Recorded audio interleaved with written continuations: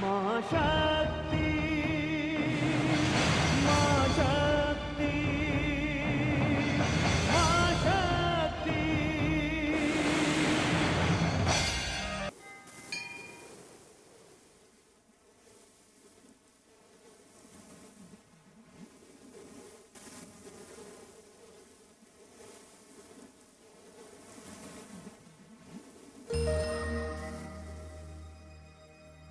मैं अतीत हूं।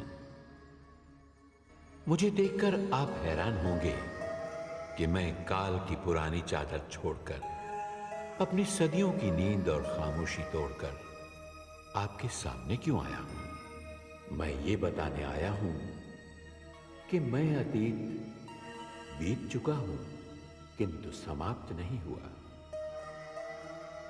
मैं तो ऐसा सागर हूं जिसकी गहराई में कितने युग, कितनी सभ्यताएं, कितनी संस्कृतियां और कितनी शताब्दियों का इतिहास पड़ा है। मैं एक ऐसा दर्पण हूं जिसमें आप अपनी महानता की गौरवशाली गाथाएं देख सकते हैं और अपने पतन की लज्जाजनक घटनाएं भी। मैं आपको याद दिलाने आया हूं कि एक पल का दंड सदियों को भुगतना पड़ता है। मैं आपको उस भूल के बारे में बताने आया हूं जो आपने नारी को समझने में की। मैं आपको यह बताने आया हूं कि नारी क्या है। नारी शक्ति है, नारी आदि शक्ति है, मां शक्ति है, जननी है, लक्ष्मी है, सरस्वती है, सीता है, राधा है, रुक्मिणी है।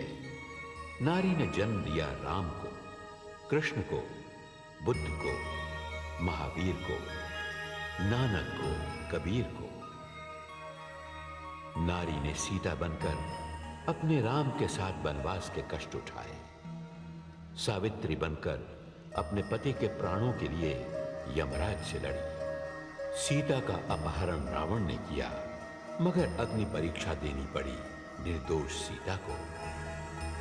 व्यवस्था और परंपरा के नाम पर द्रौपदी को 5 पतियों में बांटा गया और उसके अपनों ने ही भरी सभा में उसे नग्न करने का प्रयास किया। और इस भूल का परिणाम है महाभारत, कौरव वंश का समूल नाश। मैं आपको सावधान करने आया हूं, मैं आपको चेतावनी देने आया हूं कि अब भी आपने नारी का सम्मान नहीं किया, उसका गौरव उसे वापस नहीं लौटाया, अगर अब भी दहेज के नाम पर उसे जिंदा जलाया जाता रहा, अगर अब भी मां के गर्भ में उसकी हत्या होती रही, तो विश्वास कीजिए कि आने वाले सर्वनाश को कोई नहीं रोक सकता। संसार की कथाओं में आपकी कथा तक नहीं रह जाएगी। आइए, आज मैं आपको नारी की उसी महानता के दर्शन कराता हूं जो ब्रह्म शक्ति है, मां शक्ति है।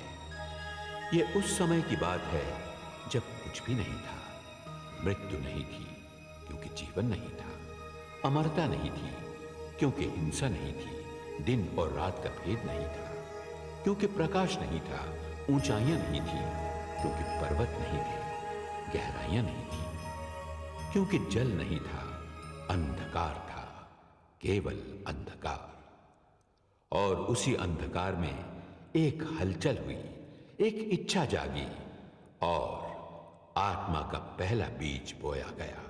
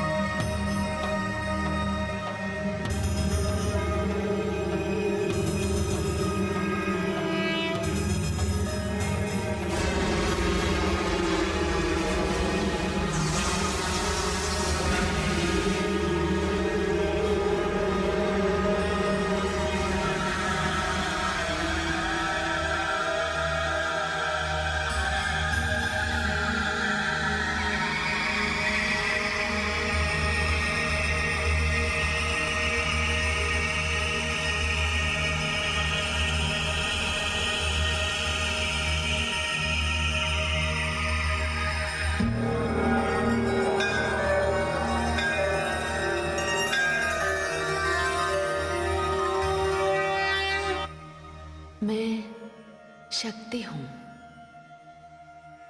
ब्रह्म की शक्ति। ब्रह्म निराकार है, मैं उसकी साकार शक्ति हूं। जिस प्रकार प्रकाश ना हो तो लौ का कोई अस्तित्व नहीं होता, उसी प्रकार मेरे बिना ब्रह्म का कोई अस्तित्व नहीं। ब्रह्म लौ है, मैं प्रकाश हूं। ब्रह्म पुरुष है, मैं प्रकृति हूं। संसार में जो भी दृष्टि से नहीं देखा जा सकता वो ब्रह्म है, और जो भी दिखाई देता है वो मैं हूं। ब्रह्म की श्रेष्ठता भी मेरे समक्ष नतमस्तक होती है, क्योंकि मैं प्रकृति हूं, मैं नारी हूं। जन्म देने की शक्ति केवल मुझ में है, इसलिए मैं मां हूं, मां शक्ति। ब्रह्मांड मेरी रचना है, आकाश मेरा मस्तक है, धरती मेरा मध्य भाग है, तथा पाताल मेरे चरण। इसीलिए सारी सृष्टि में केवल मैं हूं। मेरी ही इच्छा से शिशु माता के गर्भ में आता है, मैं ही उस शिशु में प्राण डालती हूं। मेरी ही कृपा से वो श्वास लेता है, और जब वो इस धरती पर आता है और अपने नेत्र खोलता है तो देखने की शक्ति भी मैं ही उसे देती हूं, क्योंकि नेत्रों में ज्योति भी मैं ही हूं। मैं अपनी इच्छा से एक से अनेक बनती हूं, और जिस दिन मेरी इच्छा होती है मैं सारी सृष्टि को समेट लेती हूं।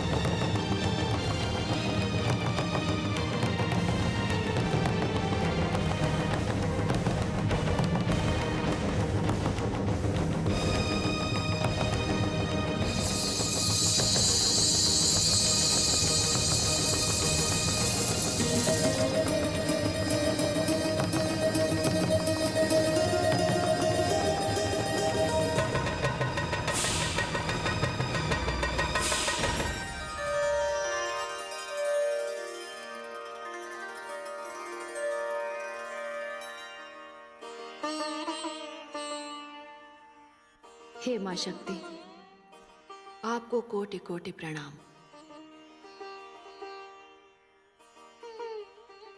आपने मुझे अस्तित्व दिया, मेरी रचना की, रूप और आकार दिया। अब आप मुझे परिचय भी प्रदान कीजिए। हे कंचन वर्णे, आप महालक्ष्मी हैं। आप ऐश्वर्य, वैभव, धन एवं संपत्ति की देवी हैं। हे आदिशक्ति, मुझे भी बताइए कि मैं कौन हूं, मेरी रचना का कारण क्या है। हे गौरवर्णे, आप महासरस्वती हैं। विद्या, बुद्धि, ज्ञान और कला आपके अधीन है।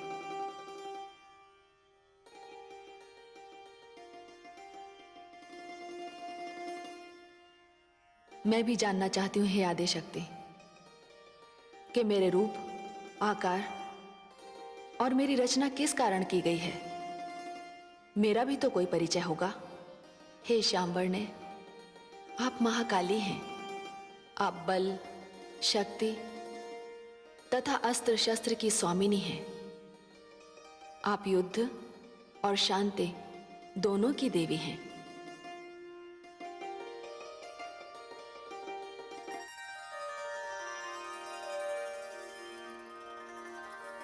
हे महादेवियों, मैंने आपका परिचय तो दे दिया, अब ये भी जान लीजिए आगे आपको क्या करना है। आप तीनों प्रकृति स्वरूपा हैं। प्रकृति अर्थात शक्ति। ब्रह्म पुरुष है। पुरुष और नारी के सहयोग के बिना सृष्टि की रचना असंभव है। अब आप रचना का कार्य आरंभ कीजिए।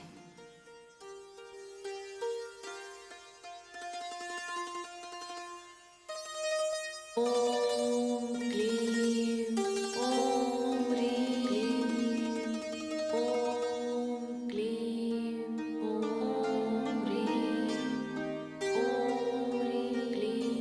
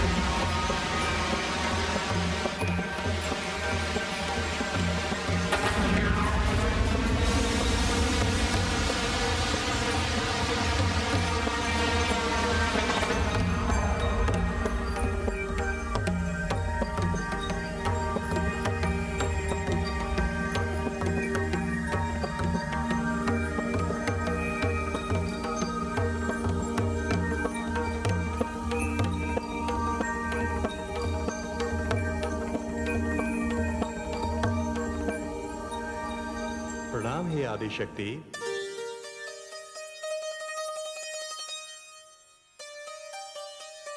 हे आदिशक्ति, आपने मेरी रचना की, मुझे अस्तित्व दिया, अब मुझे परिचय भी प्रदान कीजिए। आप ब्रह्मा हैं, आप सृष्टि के रचयिता हैं। आपको सृष्टि की रचना करनी है। आप आदि प्रजापति हैं, आप भाग्य विधाता हैं।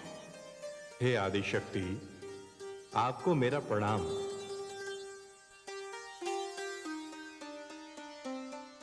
प्रणाम हे आदिशक्ति। मुझे भी बताइए कि मैं कौन हूं, मेरा परिचय क्या है और मेरी रचना का उद्देश्य क्या है। आप विष्णु हैं, आप सृष्टि के पालन करता है। आप ब्रह्मा की रची हुई सृष्टि का पालन करेंगे और उसकी रक्षा करेंगे।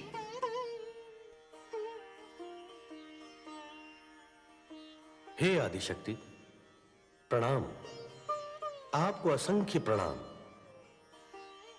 मुझे भी बताइए कि मेरा परिचय क्या है और मेरी रचना का लक्ष्य क्या है। आप महेश हैं, आप ब्रह्मा की रची हुई सृष्टि का संहार करेंगे।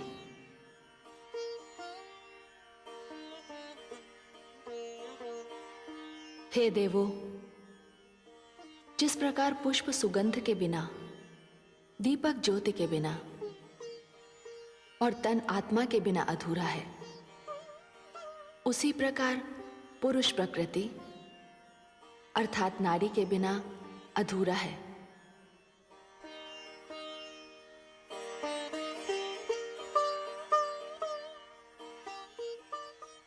हे ब्रह्मा, आपकी शक्ति है देवी सरस्वती।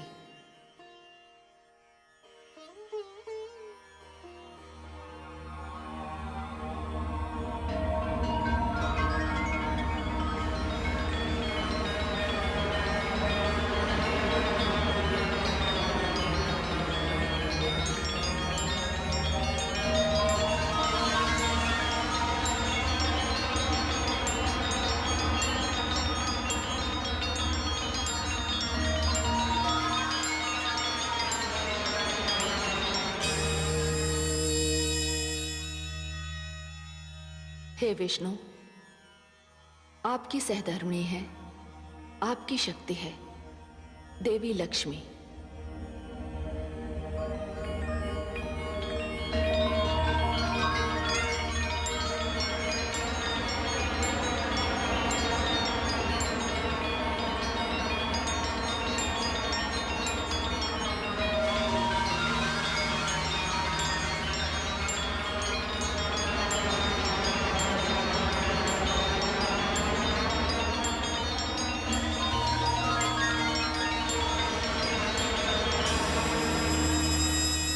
हे महेश, आपकी शक्ति है देवी गौरी।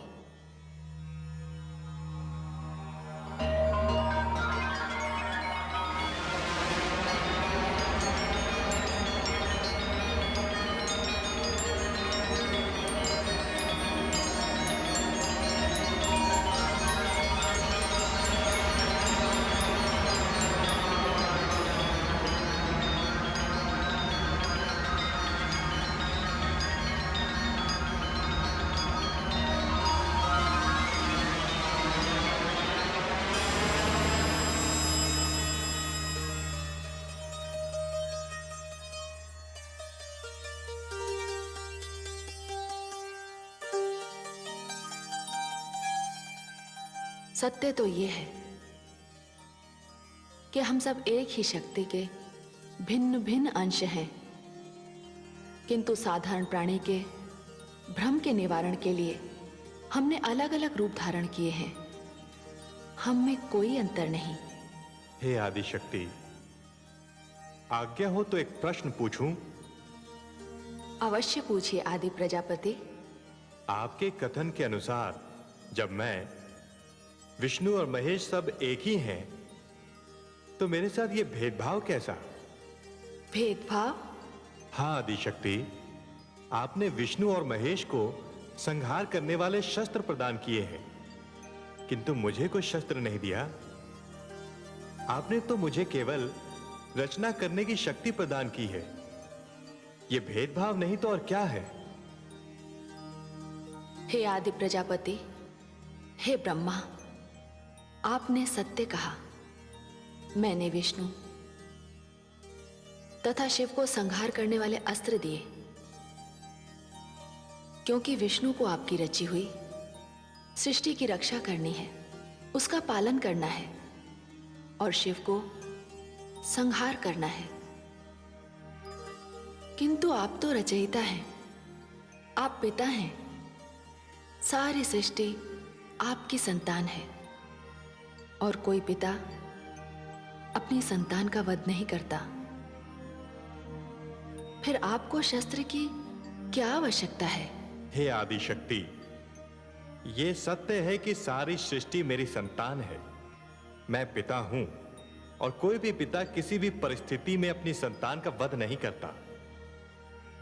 किंतु हे आदि शक्ति, यदि किसी दिन संतान ने अपने पिता के वध का प्रयास किया, तो उस समय मैं किसकी ओर देखूंगा? मेरी रक्षा कौन करेगा? विष्णु। आपकी रक्षा विष्णु करेंगे। इसका विभाग मैंने विष्णु को दिया है। किंतु इतना आपको अवश्य बता दूं कि आप जब भी इच्छा करेंगे तब किसी भी अस्त्र का निर्माण कर सकते हैं, किंतु आपको उस अस्त्र का प्रयोग करने का कभी अवसर नहीं मिलेगा। और जब अस्त्र बन जाता है तो उसका प्रयोग अवश्य होता है, जो विनाशकारी होता है। आपने यदि कभी ब्रह्मास्त्र बनाया तो उसका प्रयोग अवश्य होगा।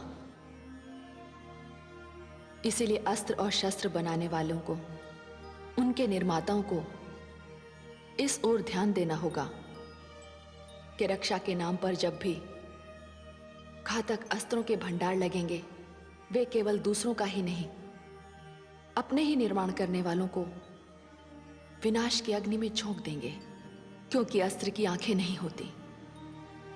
ये शत्रु और मित्र में अंतर नहीं करते, क्योंकि इनका तो लक्ष्य ही केवल विनाश है।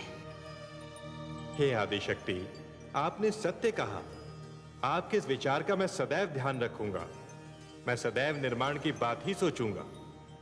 विनाश की भावना को कभी अपने हृदय में नहीं आने दूंगा। यदि सारा संसार इसी भावना का पालन करता रहा तो प्रलय से पहले सृष्टि का विनाश कभी नहीं होगा। हे प्रजापति, हे विष्णु, हे महेश, प्रकृति और पुरुष की व्यवस्था इसीलिए प्रारंभ की गई है, और अब संसार में यही व्यवस्था चलेगी। समस्त जड़ अथवा चेतन की जोड़ियां होंगी। चाहिए आप सब मिलकर सृष्टि की रचना का क्रम आरंभ कीजिए। जो आज्ञा आदि शक्ति।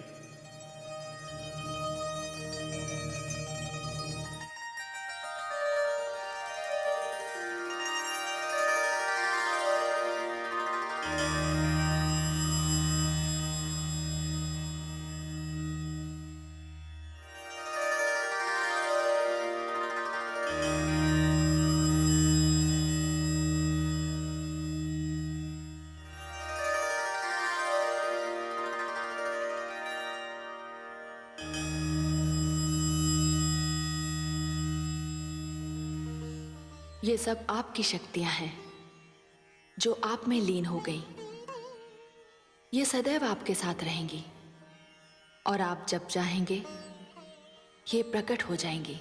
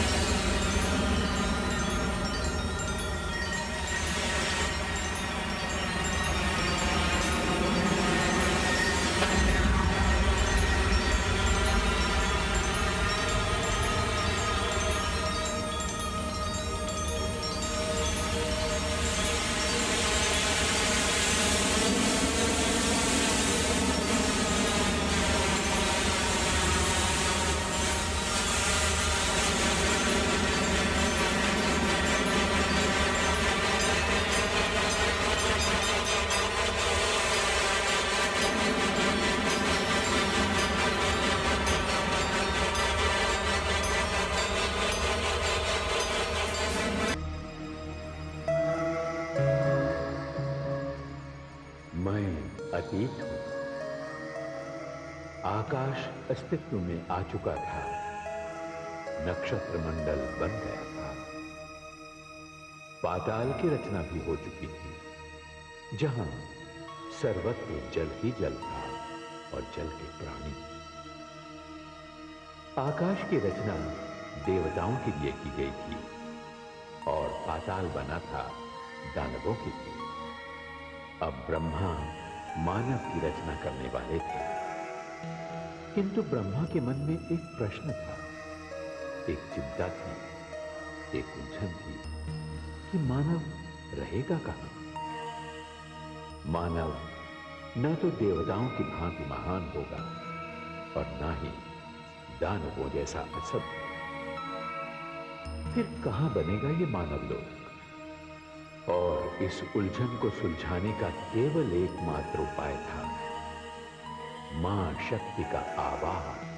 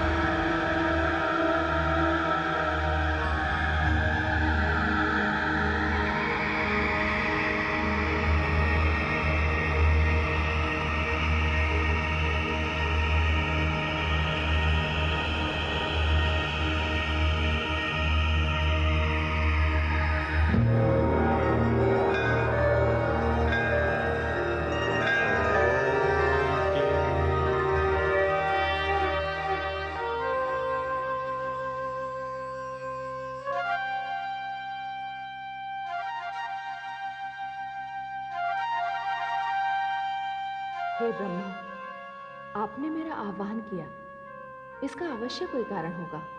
हे आदिशक्ति, मैं बड़ी उलझन में हूं। एक प्रश्न है मेरे समक्ष, एक चिंता है जिसका समाधान केवल आप कर सकती हैं। हे आदि प्रजापति, ऐसी कौन सी उलझन है, कौन सी चिंता है, मुझे बताइए। हे मां शक्ति, मुझे मानव की रचना करनी है, किंतु मेरी चिंता यह है कि उसके लिए कोई उचित स्थान चाहिए। प्रश्न यह है कि मानव रहेगा कहां? हे ब्रह्मा, आपकी इस चिंता का समाधान तो मैंने कर दिया। जब आपने समाधान कर दिया है तो कृपया मुझे भी बता दीजिए। आपकी चिंता यही है ना कि मानव रहेगा कहां? तो मानव लोक के निर्माता भगवान विष्णु के कानों में जन्म ले चुका है। हे मां शक्ति, तो क्या मानव लोक भगवान विष्णु के कानों से उत्पन्न होगा? हाँ आदि प्रजापति। हे आदि शक्ति, ये कैसा रहस्य है? ये कैसी पहेली है? हाँ, ये विचित्र रहस्य है, किंतु इसे जानने का अभी समय नहीं आया है। आपको अभी प्रतीक्षा करनी होगी। प्रतीक्षा? हाँ, आप तो भाग्य विधाता हैं। आप तो जानते हैं कि समय की प्रतीक्षा सभी को करनी पड़ती है, आपको भी करनी पड़ेगी। आप सत्य कहती हैं। मैं जिनका भाग्य विधाता हूं उनके विषय में तो मैं सब जानता हूं, किंतु जिनकी भाग्य विधाता आप हैं उनके विषय में जानने के लिए तो मुझे भी प्रतीक्षा करनी पड़ेगी। और आदि प्रजापति, आपको अधिक प्रतीक्षा करनी पड़ेगी, क्योंकि प्रतीक्षा जीवन का एक महत्वपूर्ण अंग है।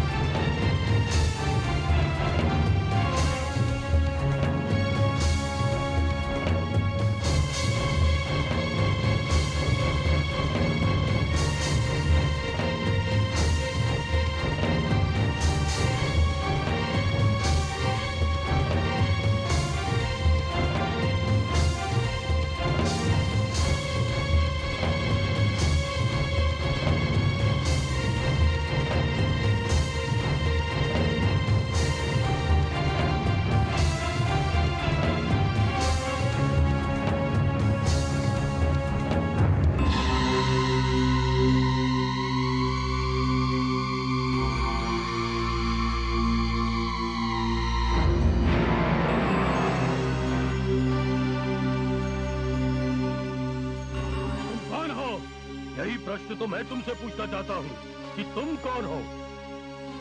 मैं तो जानता ही नहीं मैं कौन हूँ। जानता तो मैं भी नहीं कि मैं कौन हूँ।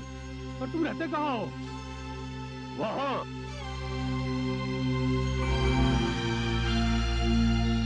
अरे मेरा निवास स्थान भी वही है। अच्छा, हाँ तब तो हम बंधु हुए। हाँ, और मित्र भी।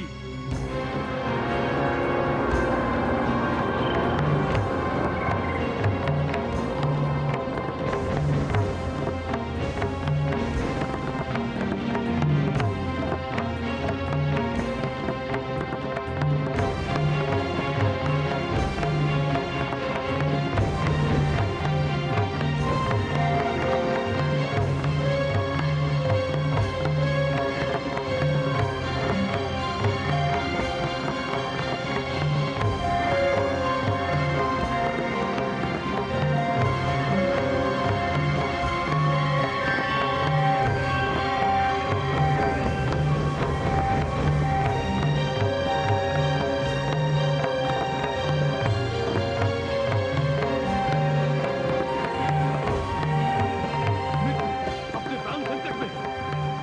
चलो भक्त में।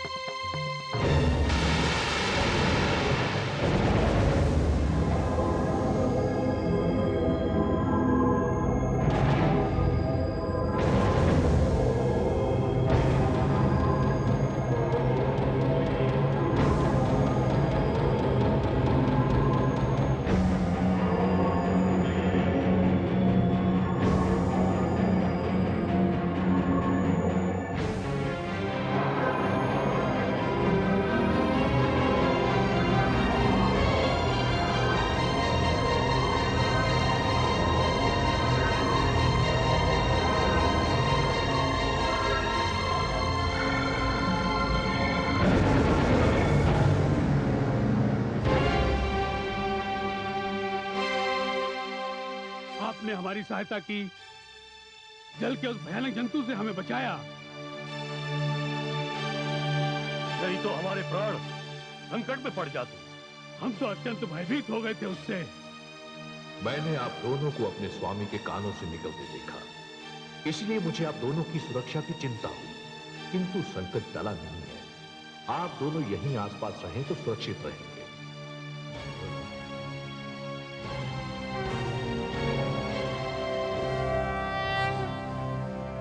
ये जो बड़ी गहरी निद्रा में सो रहे हैं, ये कौन है? यही तो है मेरे स्वामी श्री हरि भगवान विष्णु। और ये गहरी निद्रा में नहीं, योग निद्रा में है। मेरे स्वामी भगवान विष्णु तो दिन रात मां शक्ति के बीज मंत्र का जाप करते रहते हैं। ओम ह्रीं, ओम क्लीं।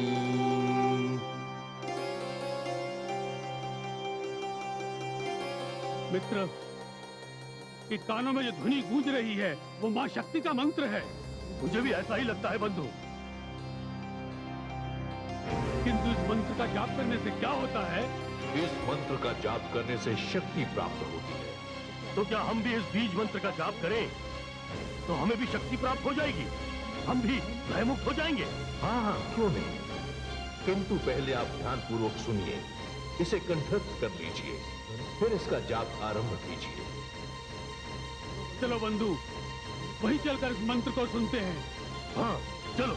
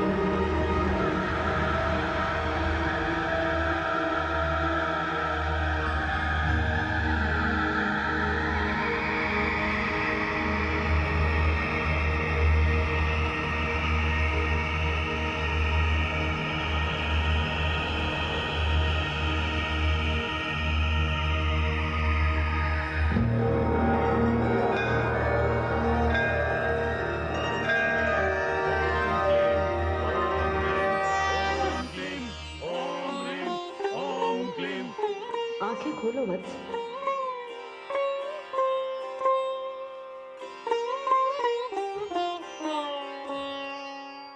तुम्हारी तपस्या सफल हुई।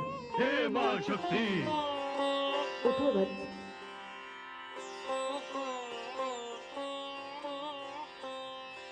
मैं तुम दोनों से प्रसन्न हूं, किंतु तुमने मेरा स्मरण क्यों किया? हे मां शक्ति, हमें पता ही नहीं कि हम कौन हैं, हमारा नाम क्या है, हमारा परिचय क्या है? ठीक है वत्स, पहले मैं तुम्हें तुम्हारा नाम प्रदान करती हूँ। अब संसार तुम्हें मधु के नाम से जानेगा और तुम्हें कैटव के नाम से। मैं मधु। और मेरा नाम कैटव। अब बताओ, क्यों किया तुम दोनों ने मेरा आह्वान?